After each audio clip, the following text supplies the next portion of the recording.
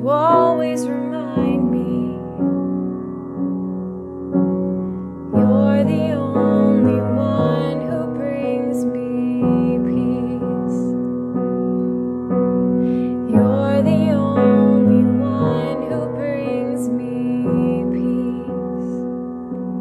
I'm so forgetful, but you always remind me you're the only one who brings me peace. You're the only one who brings me peace. So I come, Lord, I come, I come, Lord, I come to tell you I love you, to tell you I need you, to tell you there's no better place for me than in your arms, to tell you I'm sorry for running in circles, for placing my focus on the waves, not on your face. You're the only one who brings me peace. You're the only one who brings me peace. I'm so forgetful, but you always remind me you're the only one who brings me peace. You're the only one who brings me peace. So I come, Lord, I come, I come, Lord, I come to tell you I love you, to tell you I need you, to tell you there's no better place for me than in your arms, to tell you I'm sorry for running in circles, for placing my focus on the waves, not on your face. You're the only one who brings me peace. You're the only one who brings me peace in the storm.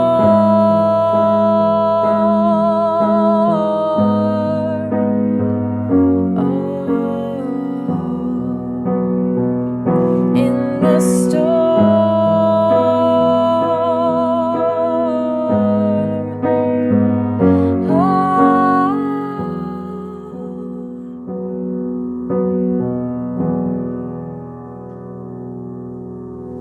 I'm so forgetful, but you always remind me you're the only one who brings me peace. You're the only one who brings me peace.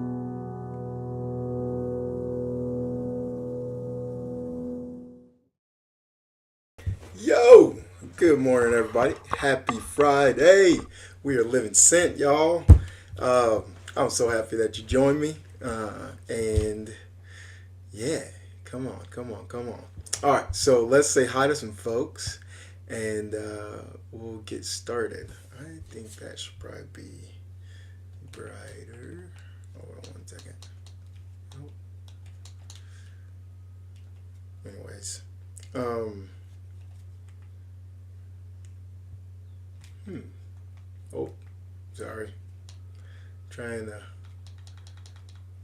make the light a little brighter. and I'm not in focus. But all right, anyways, all these things don't matter.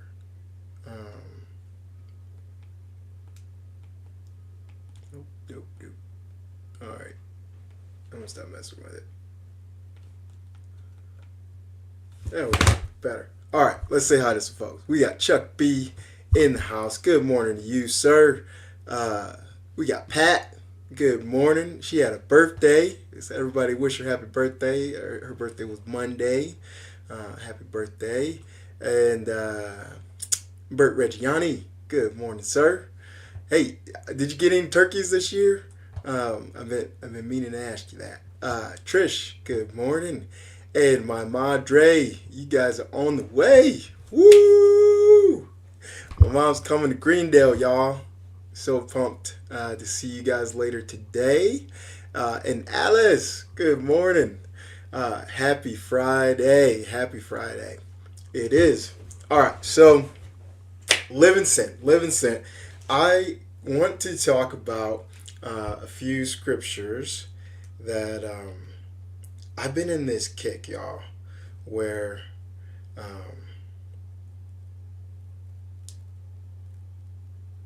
well, you guys know, I just been getting obsessed with.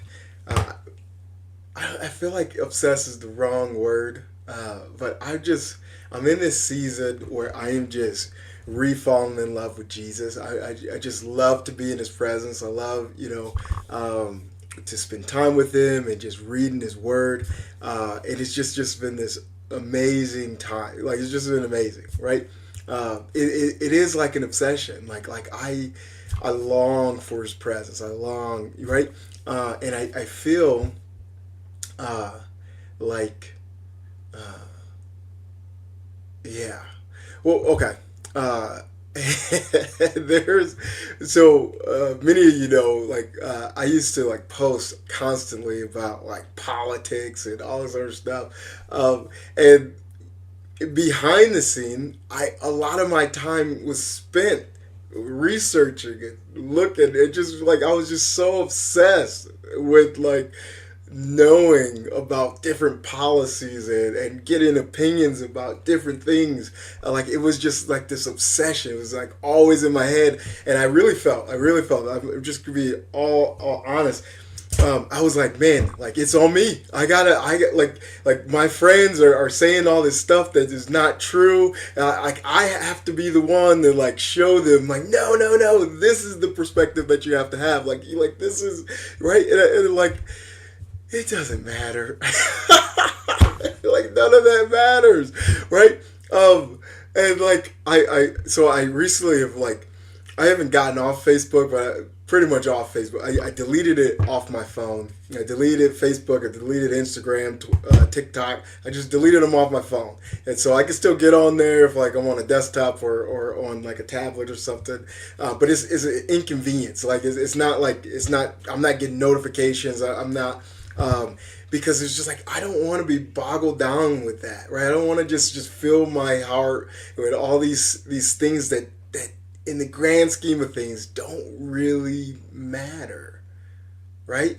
And so I want to pull up this verse for us. It's Romans 2 or 12 verse. We're gonna get to verse 2. But let's read verse 1 first. And it says, I appeal to you, therefore, brothers, by the mercy of God, to present your bodies as a living sacrifice, holy and acceptable to God, which is your spiritual worship. In the translation that I grew up with and first memorized this verse it says, which is your reasonable service. Right? It's your reasonable service. Like this isn't like, I'm not asking you to do much. You know what I mean? You're not getting a bunch of credit for this. This is just your reasonable service. This is how we worship. Right? Verse 2.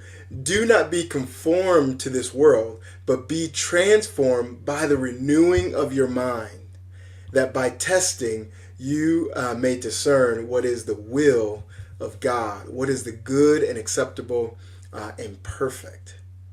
Like, I just love this verse. I love this verse so much.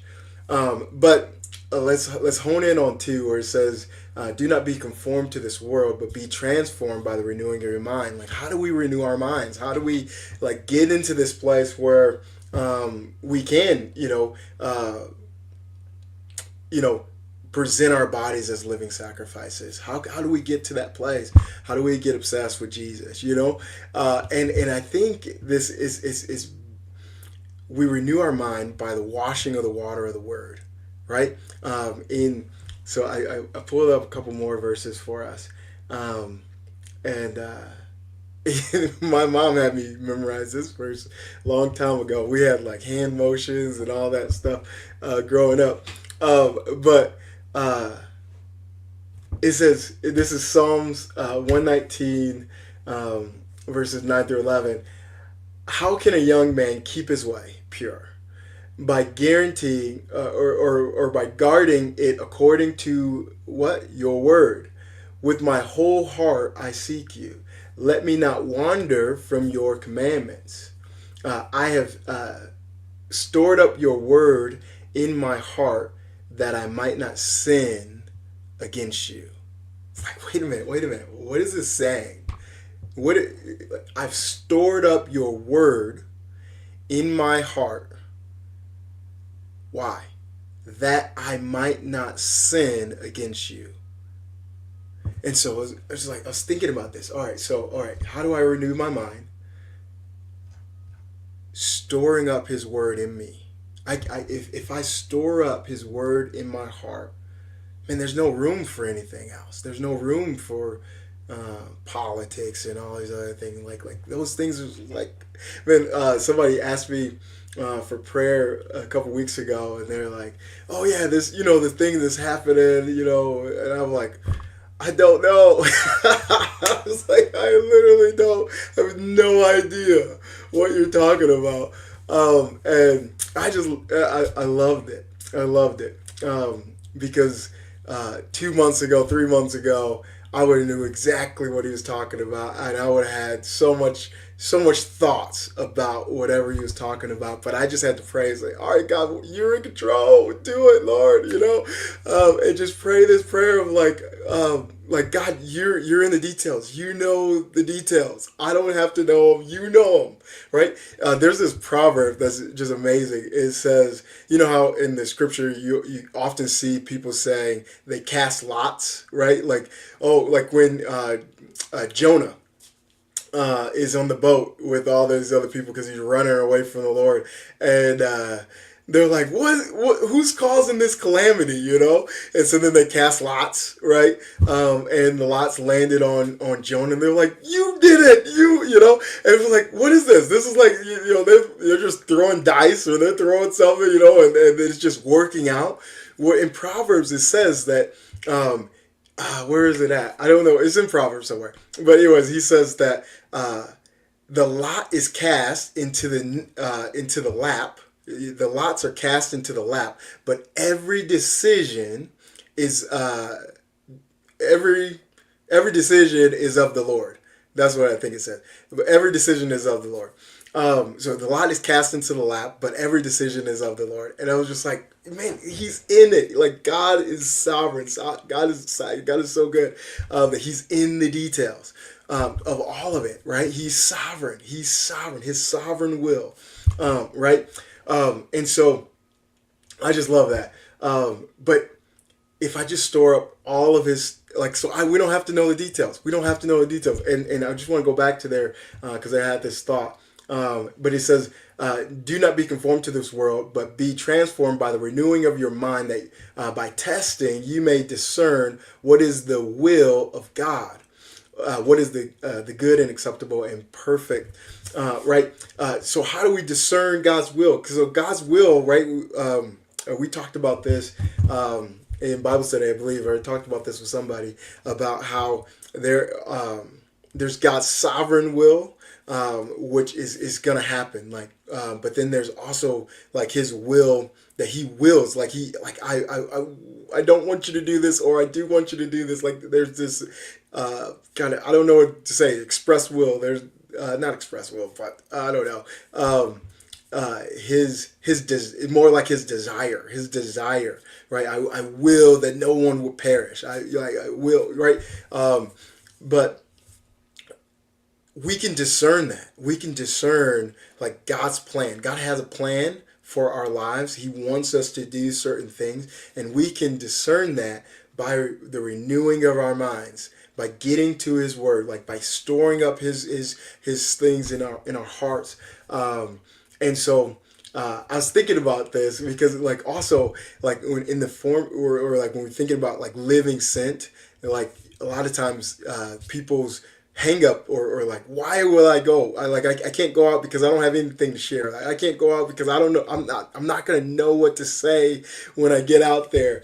Guys, if we would just store up His Word in our hearts, it's so often, literally, like so often, when I'm in a conversation with somebody, it's like I don't know what I'm talking about. Like I don't have like a goal of, hey, I got to take them through these things. I'm just having a conversation, and then a passage pops in my head, and I say, that's interesting. I wonder why this passage is in my head. And then they'll say something, and it's like, oh my goodness, the dots connect. Like this is it. Like I don't know why. Like you were speaking, and I just thought of this passage, and I really feel like the Lord is encouraging you to whatever the passage was, right? Like so often that's how it is. And so it's not about it's not about us studying and all those other things, which are so good.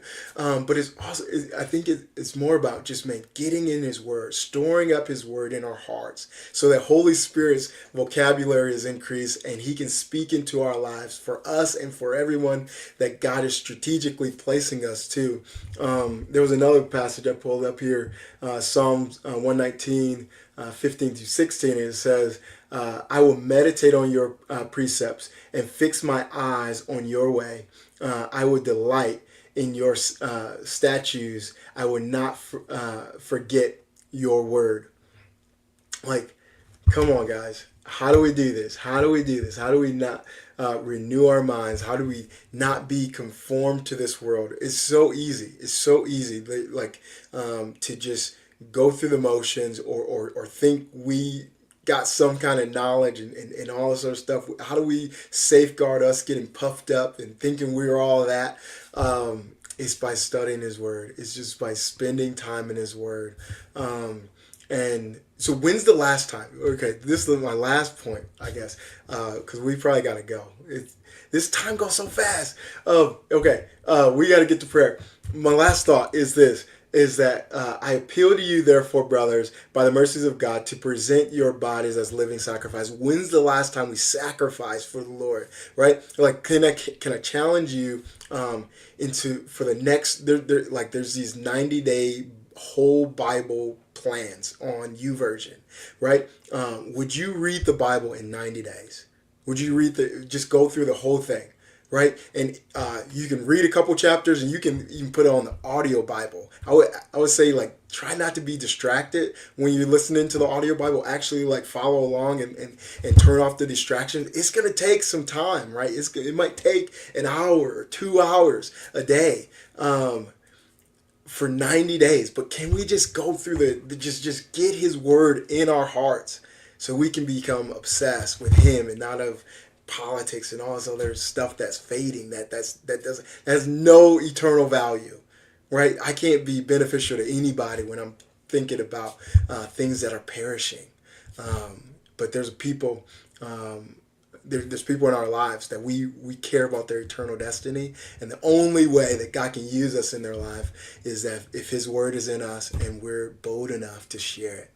That's it, y'all. Let's live sent. Let's love God and love people. All right, that's it, y'all. Get over to prayer. It's already started. Y'all still sticking over here with me. You're supposed to be at prayer. Shame.